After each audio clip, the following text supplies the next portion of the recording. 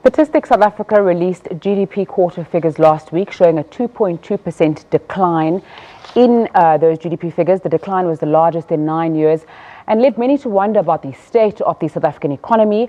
For more on this, I'm joined in studio by Tsitsi Hatendi-Matika. She's the head of retail investment specialist at Absa Wealth. Thanks so much for your time. There's been a lot of repetition of this figure of 2.2% decline and how bad it looks. Did those Stats SA figures only have negatives in them? So it's not all negatives, but I think the market is still reeling from the disappointment. The positives on the production side is that consumers are spending a bit more. So household consumption was on the uptick, and that was quite positive. Okay, the composition of GDP in quarter one shows that the tertiary sector is making up the majority of GDP contribution. What lessons can we learn and how can this help us going forward in the South African economy? So the biggest lesson that I picked up from this is that South Africa needs to start thinking about improving on the services sector and diversifying the economy. So we can no longer depend on the secondary and primary industries to uphold our GDP. Mm-hmm.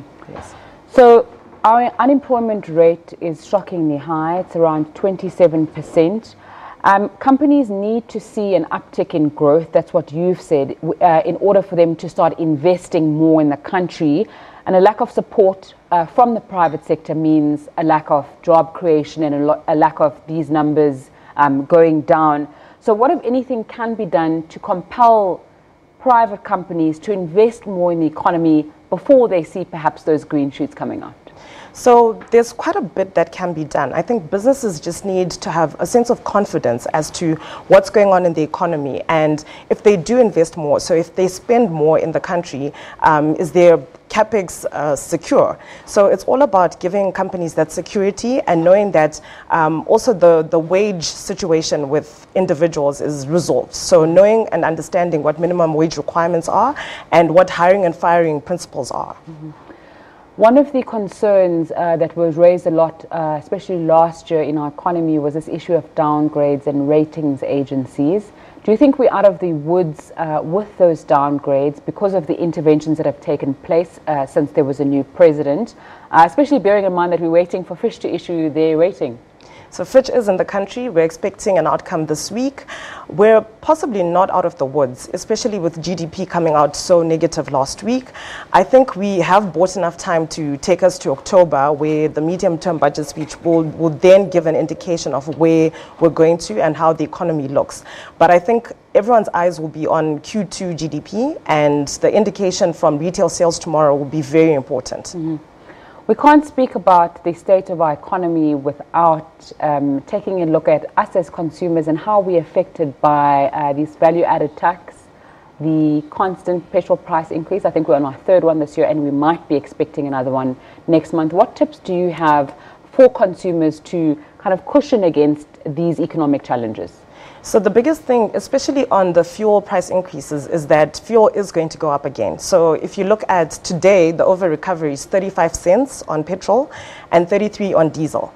So if the month ended today, we would have another increase. So it's very important for consumers to start thinking about how to save, maybe clubbing together with individuals and maybe having a Lyft club to go to work, or using public transport where possible, especially where you can use the HOW train or any other means that can help you to cushion the blow. So you're saying that the petrol price is definitely going to increase, and if it was going to be determined today, it would increase. By how much do you think we can expect an increase? So as I said, it's 35 cents right now, and the petrol price is determined by also the rand and oil factors. So should the rand continue to deteriorate and depreciate and oil continue to increase, that 35 cents could become much bigger.